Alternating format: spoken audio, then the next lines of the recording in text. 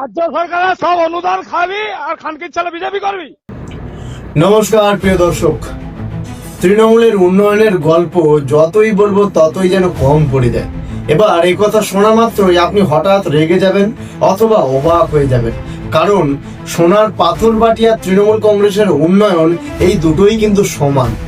এখন সামনে বিধানসভা, সেই লড়াইয়ে তৃণমূল কিন্তু একটা নতুন পরিকল্পনা আবারও চালু করেছে। কারণটা এই কারণেই, কারণ জানে যে সোনার পাথর বাটির গল্পটা মানুষ বুঝে গিয়েছে, জনগণ বুঝে গিয়েছে। তাই এরা শুরু করেছে নতুন করে সাধারণ নেতৃত্বদেরকে দমিয়ে রেখে যতটা লড়াইয়ের ময়দানে আগিয়ে থাকা যায়। এরকম একটা ঘটনা আমাদের স্থানীয় বিধানসভা পিংলায় ঘটে গিয়েছে। তো সম্পূর্ণ ভিডিওটা শোনার আবেদন রইল এবং আপনার মূল্যবান মন্তব্য জানাতে ভুলবেন না। তো সম্পূর্ণ ভিডিওটা একবার দেখে নিন, তারপরও আসছি বিস্তারিত আলোচনায়। হ্যালো, হ্যাঁ, বলছি আপনার জায়গাতে বিজেপির ফ্ল্যাগ উঠছে? কে বলছেন আপনি? হ্যাঁ, আপনি কে বলছেন? আমি অঞ্চলের যুবর সভাপতি বলছি। নাম কি? বিশ্বজিৎ বিশ্বজিৎ কি? মাইতি। হ্যাঁ?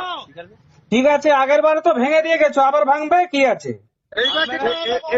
এবারে পুরা ধুলিস্তাত করে দেবে। আচ্ছা ঠিক আছে, হ্যাঁ, দেখতে যাও। এবার অনেক কিছু হবে, যদি না 10 মিনিটের মধ্যে হতো। শান্তি হবে।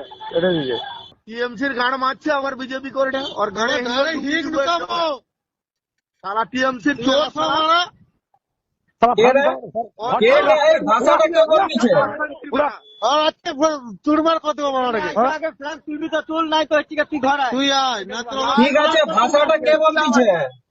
তুই আয় না, ফ্ল্যাগটা তুলে দিয়ে কোন বাপের ঘর পালিয়ে গেছু? চুলা কে কে মালটা কে বলো তো?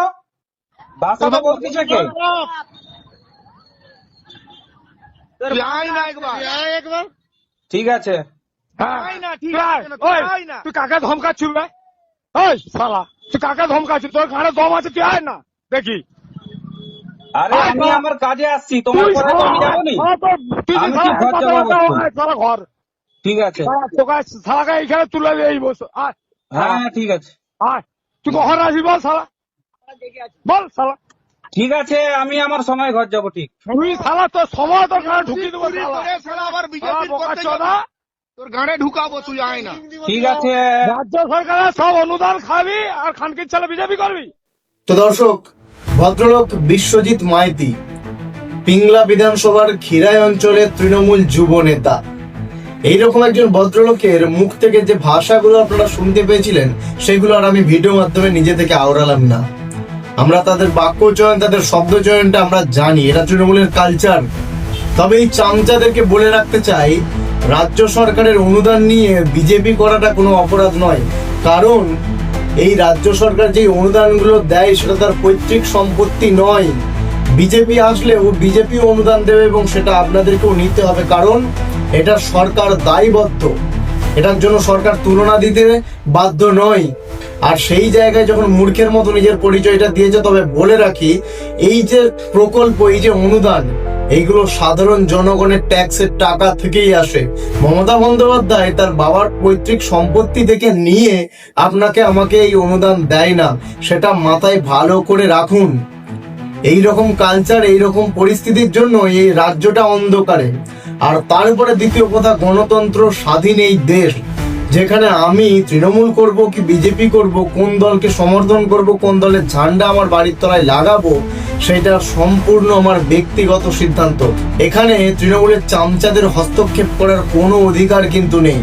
তো দর্শক, সম্পূর্ণ ভিডিওটা দেখলেন, আপনার মূল্যবান মন্তব্য জানাতে ভুলবেন না। আর হ্যাঁ, এই অন্যায়ের বিরুদ্ধে আমাদেরকে কিন্তু সংগঠন গড়ে তুলতেই হবে, কারণ দীর্ঘ 10 বছর, 15 বছর, 20 বছর যাবৎ এই রাজ্যটা কিন্তু অন্ধকার এবং তলানিতে গিয়ে পৌঁছেছে। আমাদেরকে এর প্রতিরোধ গড়ে তুলতে হবে, তা না হলে আগামীতে হয়তো ভবিষ্যৎ প্রজন্মকে মুখ থুবড়ে খেয়ে পড়তে হবে, আর ঘুরে দাঁড়ানোর মতো কোনো পরিস্থিতি থাকবে না। তো দর্শক, দেখা হচ্ছে পরবর্তী কোনো ভিডিওতে। আজকের জন্য এইটুকুই। অবশেষে একটা কথাই বলবো, আপনার মূল্যবান মন্তব্য জানাতে ভুলবেন না। দেখা হচ্ছে পরবর্তী ভিডিওতে। নমস্কার।